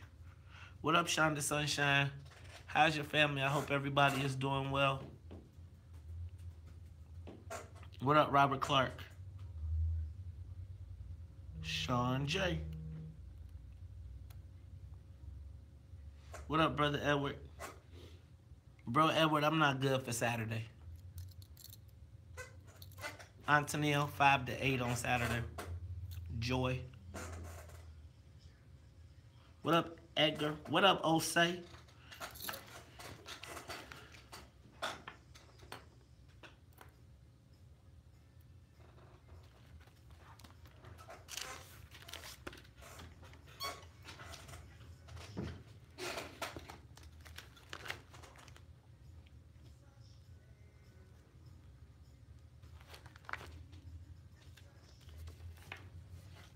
Well, you mess around with my heart.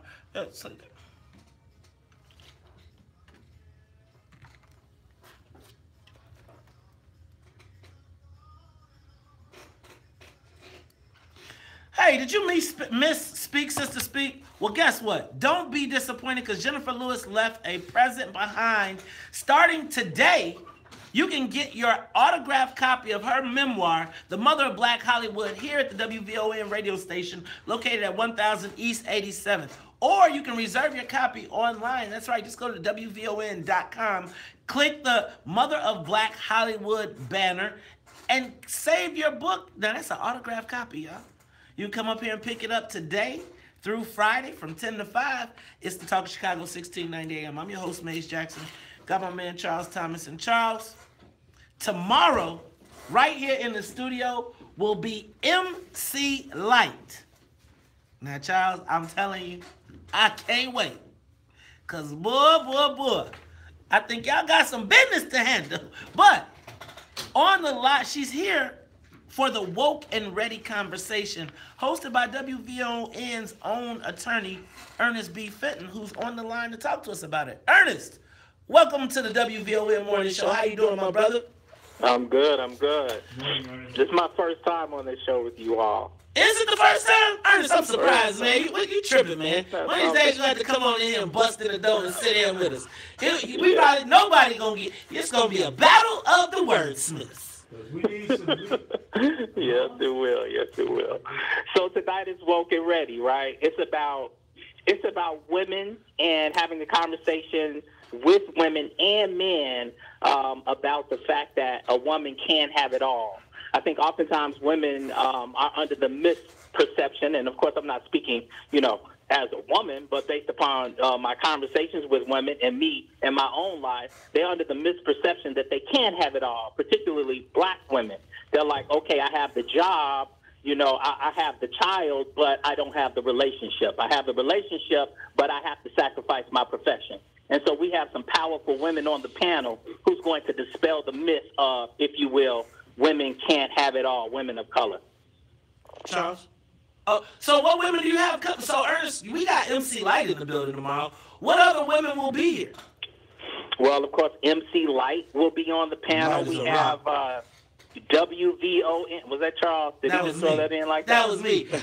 Charles would have did Roughneck. That would have been Charles. No, man, that's a He time would have gone did a by. jazz riff. I think Charles would have did a jazz riff. So MC Light is on the panel. We have Miss Lynn Richardson, who was on WVON for many years. She is on the panel. We have Mr. Life Coach himself, Linnell Harris. He's on the panel. And I hate to admit it, I started to pull it out. I can't remember her name. It starts with a G. Another young lady who's very powerful and Cheryl Grace on the panel. Cheryl Grace. Yes. And I'm hosting the event. And it's at the Velvet Lounge. Doors open at 6 p.m. And we're going all the way till 9 p.m. Now, Ernest, is this gonna be a real deal? Is this gonna be one of these hookup sessions where it's gonna be a men bashing session? Never that. I am hosting this event. It is not about that. Let me just share this. You all talk a lot about politics, about life, about economy, about balance, about reciprocity, right? What's in it for the black people? That's your concept? That's right. Listen, I'm going to take your concept and I'm going to put it into context, the relationship of this, what's happening this evening. Ain't nothing in it. Listen to me. Ain't nothing in it for the black people. until we make certain that our women are right. I think the best investment we can make right now in our community outside of our individual selves is in our women. Man, you sound like you trying to get the hookup, man. Are you married? Because if you ain't got no wife, man, I'm telling you, this is a setup. You know, being there, all them single women. Ernest, tell me how I can find a man. I'm married. I've already found her. And you already know, I'm sure. Charles, are you married? Oh, absolutely. Charles, Yeah, I've been married a long time. Let me tell you this. I was doing good before I got married, right? I say it all the time. I had all the trappings of success. But my life was elevated when I was married. And so the relationship is like, listen, if you do good by her, she's going to do great by you. And we can't solve any of the issues outside of our home, right? Crime, economic issues, social issues, political issues, until we resolve the issue inside of our home with our relationships with our woman. And that's why I'm involved. Amen. I got to give you an amen on that. But, you know, we hear in the media so much, the attention is paid to the plight of the black man, particularly the young black man. Right. Right. And yeah. How do you reconcile this conversation with that? Well, you know what I'm going to say, and I'm going to use myself as an example. So I'm like, yeah, I think the focus is misdirected. And to the extent that we are trying to build up the young black man, because, of course, it seems like he is most under attack, right? We understand, quote unquote, the most failing member of our society, a young black man, right? Mm-hmm. If we get young men to understand that a lot of what their dreams are is connected to their woman, then we can get them focused and directed on the space of hope. The space of hope, like a brother. I tell young men all the time, and not just young men, old men. I tell friends of mine who are 40, 50 years old, never been married. They're struggling in their business. I'm like, brother, you don't need $300. Brother, you don't need a line of credit. What you need is to resolve your relationship with your girlfriend. What you need is to find yourself a good wife, and all that other stuff will come. I promise you. Man, I have to agree with you on that, brother. Have to agree with you on that. Yeah, we're focusing on the wrong thing. We're focusing on the wrong thing. You're on point this morning, definitely. Yep. So that's what the conversation is tonight. But you know what, Maze, I think Maze alluded to it. And Maze, we don't know how to have this conversation as black men. It's not often that you have a black man saying, you know what? And listen, you can take the three of us, successful black men and all, right, saying out loud, listen, the best thing you can do is get a good woman. This is how it can change your life. Look at Barack Obama. He was Barack Obama before he met Michelle, but he was President Obama after he met Michelle for a reason.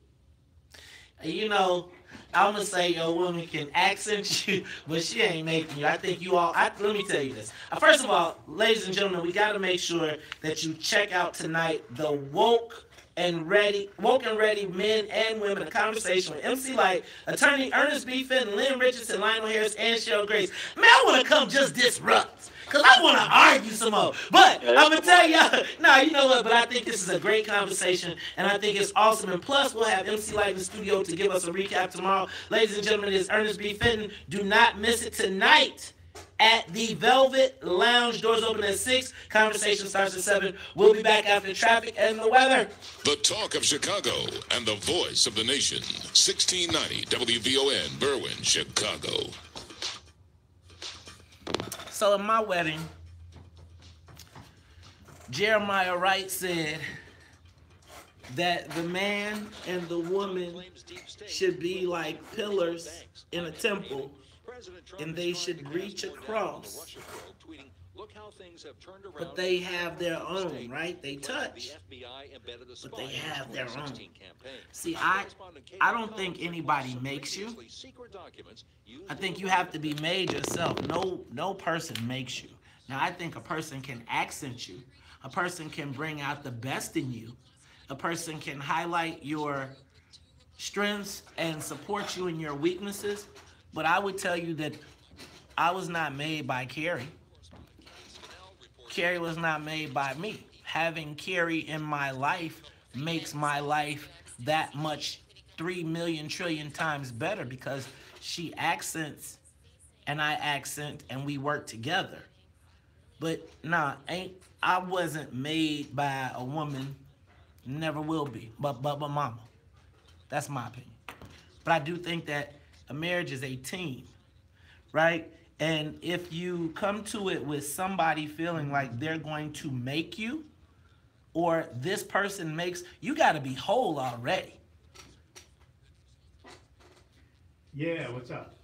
Whole that's already. Right. Play Fight the Power with you got to be whole. The Isley Brothers. Already. Because incomplete means not, you can have deficiencies. But again, I wouldn't want to be in a situation where I felt like the other person made me, because then I feel like I owe them. They owe me. No, we are teammates. I think that one of the things that happens is we had these conversations that make people feel sexy, and the women want to hear all this stuff. And, oh yeah, no, I think when you, yeah, and I'm not hating on Fenton. I'm just saying how my philosophy. I think the thing that made Carrie and I so great together was the fact that she was already elected. She already had she did her whole thing. People would like to minimize each one of us into our space, but she was already whole. Man, she had already accomplished. She was on her path to being who she wanted to be. Now, can I throw up a layup or an assist? Yes. Can I be the heavy? Yes. But at the same time, when I'm short, when I'm down, she comes in and fills up that hole. But I need to make sure, when you need somebody to lean on, they can't be broke, because then y'all both fall over. That's just me. I'll be back.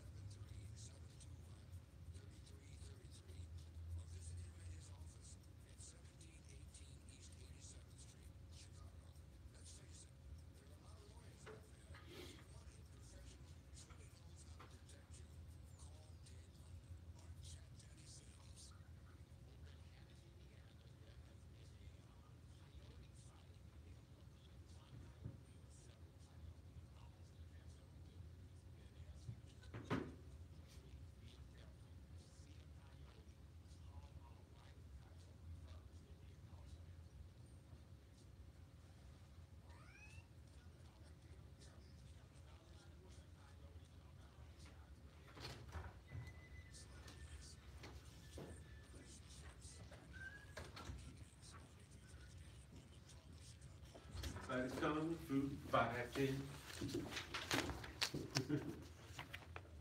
Stages, symptoms of gout information. She alive? Yeah.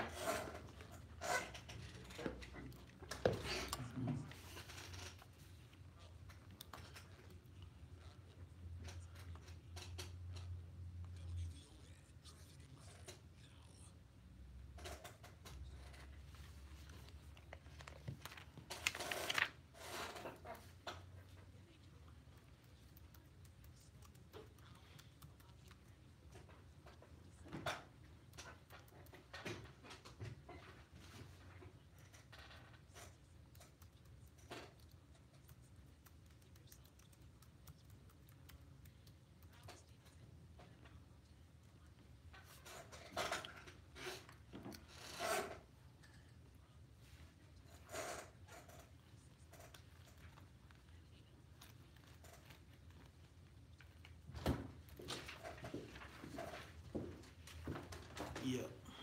You would think I could just have wrote this on the script for all week. That would be too much like right. What's up, y'all? Take a moment, share the broadcast. Man, we'll help. I think we all gotta hold each other accountable. But I think sometimes you gotta be real. Like, I think that women are like oftentimes sentimental suckers. So people say all that stuff that makes them feel good. So they can fill in those holes. But it's game. I think it's crazy to tell somebody to come to the game incomplete. Not incomplete, but nobody is gonna make you complete.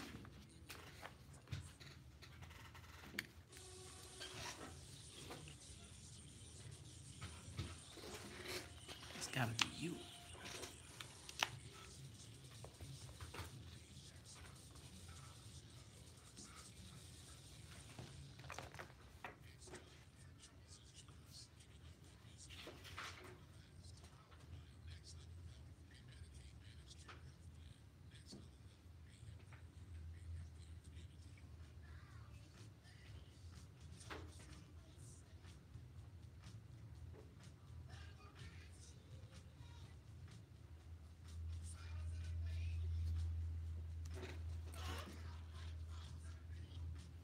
The legendary Isley Brothers.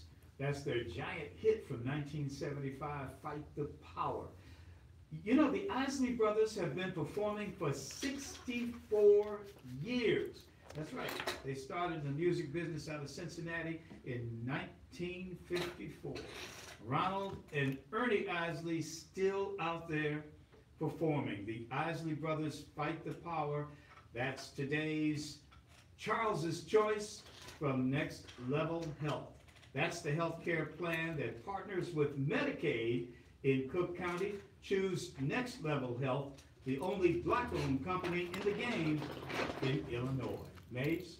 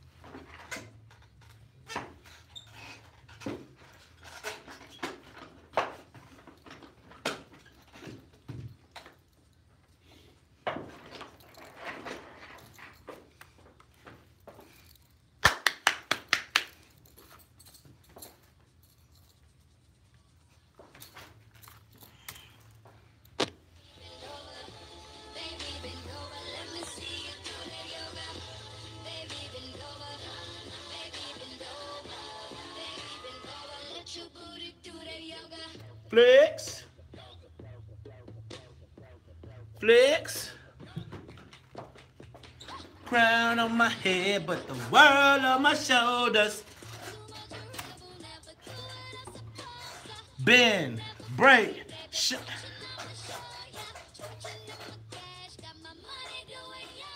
You are tuned in to the Talk of Chicago, 1690 AM. I'm your host, Mays Jackson. Got my man Charles Thomas in the building, but y'all know how we do at the top of the hour, 8 o'clock every day. That is the great exhale, because I had to get my yoga in. But y'all know we cannot do the WVON Morning Show without the WVON Morning Show team. Gotta say what's up to Annette Flournoy in the newsroom. Annette, you got a little bounce in your reverse brother nod today. I see you rocking that. Are you in the chair doing yoga too? Am I gonna have to put the camera on you? I see you. I see you. Were you doing downward dog? Uh-huh. Because you kidnapped that dog. Now, you know you got to say what's up to the musical conductor of the Soul Plane, Miss Sonia Escobar, my man Charles Thomas. I am Mays Jackson, host of the WVON Morning Show, and May has been Health Awareness Month, and Charles, she's back. Now, you know her. How come she always talks about some ailment that I have had? Man, you know what? Because I think, Charles, that's the whole point. You know, I was reading the book and it says you got to personalize the experiences. So I think you can empathize, and I think she's empathizing with us. Now, when I say she, I'm talking about the board-certified family physician, clinical sexologist.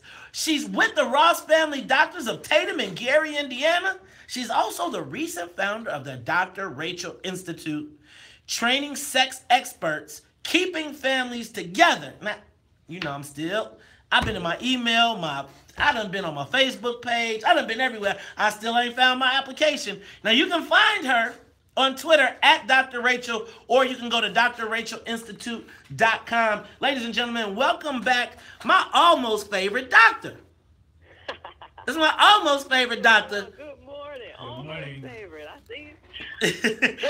What a beautiful morning, right? What a beautiful morning, Doc. And I am about to get on the grill, make me a bunch of ribeye steaks, have a bunch of alcohol. I'm about to get it in. The summer is here. But then, Doc, some days I can't, after having a great meal like that, I can't get my shoe on. What is the deal? All right, so it sounds like you are making a reference to gout, right? And you know, Maze, you are a little young to be experiencing this, so let's talk about this a bit. So what happens with gout is, you know, when we intake certain foods into our body, and you mentioned a few of them, you know, a lot of it's seafood, beans, peas, beer. All of these things have high levels of what we call purines in it. And so what ends up happening is when we take purines into our body breaks them down, and it forms something called uric acid. So when it's got uric acid in our body, then if your body's working normally like it normally does, then what happens is we clear that uric acid right out of our body. But for some of us, either we're not clearing it out fast enough, or we're taking in too much of it, and the uric acid stays around, and it gets into the joints and causes what we call gout. And so it's basically chronic inflammation in usually a single joint. Oftentimes it's that big toe that you're talking about, but we can see gout in hands and knees and feet and anywhere else in the body. You know, Doctor, people I don't know that they quite understand how serious this can be. I mean, I had it in a big toe, right? And I needed crutches. I literally could not walk anymore just because of that one big toe. I had to get crutches. Yes, and that's the thing with gout. It's debilitating pain. Pretty much as a physician, when we see our gout patients, I mean, even the slightest touch, even the sheet, touching the toe is extremely painful. And you know, honestly, usually when it's that bad, we can do one of two things. You know, of course we put you on anti-inflammatories. Here's the problem, though. Anti-inflammatories like Advil and naproxen and all those things, Aleve and that, they work. But the problem is when you're having a gout episode, we don't really know what's happening with your kidney. Perhaps kidney function could be part of the problem here. So it's a double-edged sword. We give you the medication like the Advil and the Aleve to help with the toe, but we might be making things worse in terms of kidney function. So if you've had episodes of gout, you have to be pretty diligent about your diet. You have to cut out the high fructose corn syrup that's found in like our breakfast cereals and our sodas and our fruit juices, but you also want to avoid processed foods, high purine foods, which are some of the ones we've named already, but the shellfish, the mushrooms, asparagus, even cauliflower. Cauliflower? That's supposed to be good for you. Well, yes. Wait, Doc, spinach does you too? You got to keep in mind, everybody's different.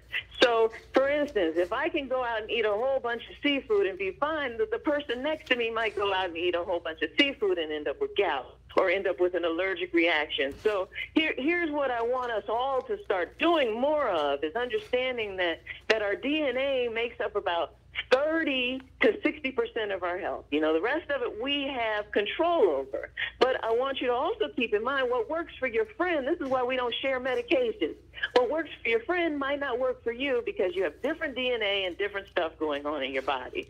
So when we make these blanket statements like eat more spinach, eat more greens, do this and do that, well, if you're taking a blood thinner or if you happen to have gout, that may not be the right thing for you. So that's why it's so important to have a personal relationship with with your doctor so that you can ask all of these things. And of course, if you're a gout sufferer, you have to avoid alcoholic drinks. What? Because alcohol and that wine and that beer, you know, it causes uric acid. It numbs the pain, though, Doc. You forget.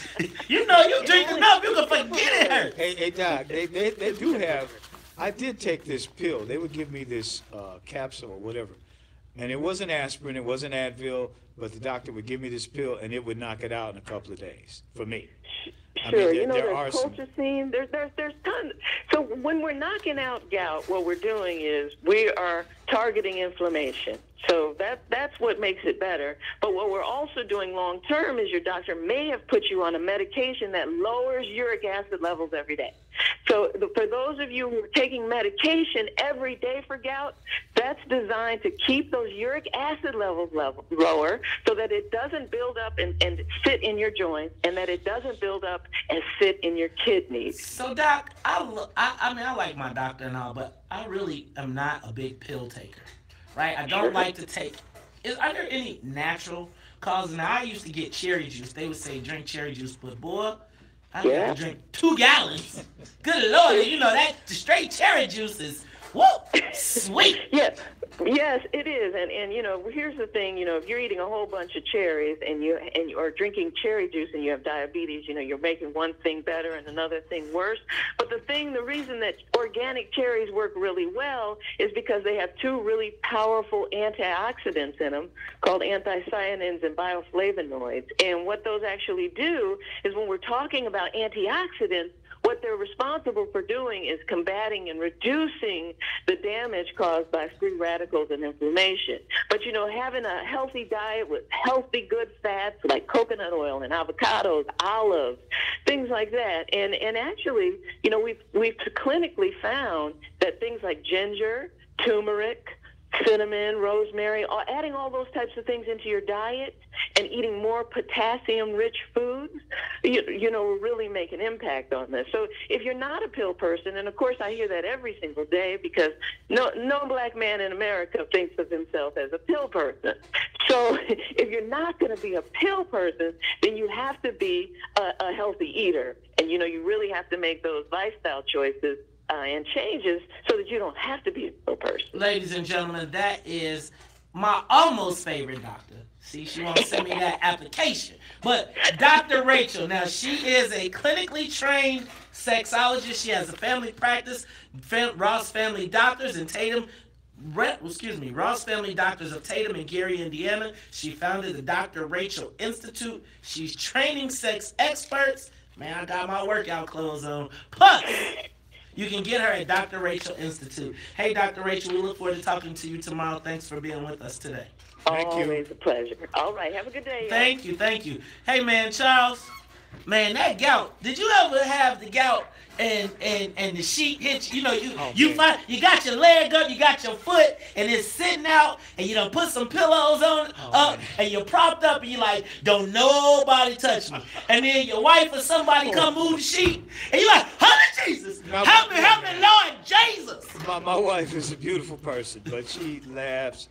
She made so much fun of me when I had the gout, man. She said, look at you. You see how black folks, we call it the gout, right? The gout. You got the gout, right? Like, you got the gout, man. I'm going to tell you. You got the sugar, you got the gout, you got all this stuff. Can I tell you, the first time I had a gout attack, I didn't know what it was. And before I get a doctor's appointment, man, I thought I broke my toe or something.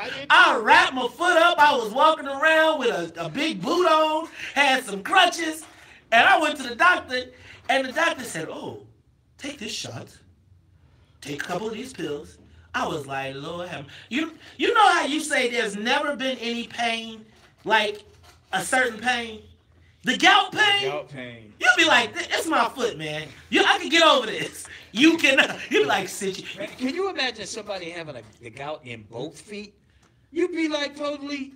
Can you imagine? Man, I was watching Tiffany Haddish on that special, man, and she was talking about, they was doing this skit about a prostitute, and she had gout and high heels, and she had to stay on the stroll. Could you, I mean, run me my money, but my gout. Just give me my money. Just give me I don't care about your gout. Oh no, I could not imagine that. I would say, I'm sorry, Miss. I'm sorry, Miss Johnson. I'm sorry, Goldie, but this ain't happening. Hey, y'all, I mean, that's pressure. Could you imagine? I know this is crazy. I know I'm going deep. But could you imagine being a slave and having gout? Oh, and you got to go to work regardless, and it's the gout or the whip? No, you couldn't. And you just had to say, boss, I'm going to tell you today. That gout is no joke. Okay, Charles, check this out. The Taste of WVON is Saturday, July 21st. Lorraine Dixon Park, man, we shutting down the streets. But you know what? We want to get the WVON listening audience in on the old school act. Now, Charles, I'm telling you, they need to make this your choice. If I was doing this promotion, I'd be like, Charles's choice. But we want people to go to WVON.com for the stylistic to vote. Do you want the Stylistics or Atlantic Star as the old school act for the WVON, the Taste of WVON? Now, voting ends May 28th at midnight. Listen to the WVON Morning Show every day, Monday through Friday, June 1st at 8:10 for a 8:10 a.m. for a full reveal of the line. Charles, we breaking the lineup. I gotta think about these two. I'm with Atlantic Star, man. And you know what? I'm kind of going that way too because I think they're a lot more versatile. Yeah. Definitely. And don't they got a band? Yeah. Yeah, man. I'm with the Atlantic Star. But we got to find out. Is it the real thing? You know how they do. You know, like the Temptations, like you got like 18 different versions. Man, all right. Which version is this? Now, Charles, also want to remind everybody before we get out of here today, you can come down to go to WVON.com, get your Jennifer Lewis, the Mother of Black Hollywood book. They are available. You can reserve your copy online, or you can come down here from today through Friday from 10 a.m. to 5 p.m. to pick up your copy, The Mother of Black Hollywood. Look, y'all, it's been a great show.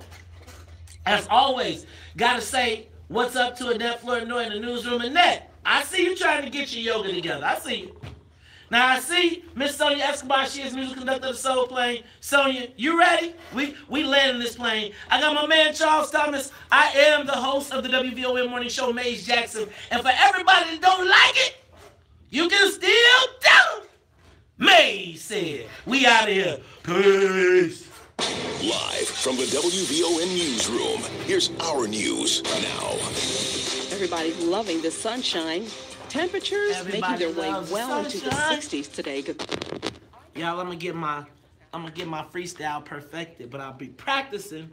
So I gotta learn to do the reads, but I'm trying to make the reads natural. I don't want to read everything that's in there. So I think what I'm gonna do is take them home. Okay. I think what I'm gonna do is take them home and practice them and then ad-lib them. Also, shout out to Henry Hartsfield as the first person who bought a Maze Jackson Maze said birthday greeting. Only $20. Thank you, Henry. You got friends or family that listen to the WVON Morning Show? You want a birthday greeting? Don't hesitate. Give me a call. Reach out. We can do a customized video greeting. Customized video birthday greetings. All right, y'all. So stay tuned. It's the what's the matter? Just keep going. You making fun of my? Hey man, Yes, it's am. working. It's working. They buying them. Huh? All right, we out of here. Peace.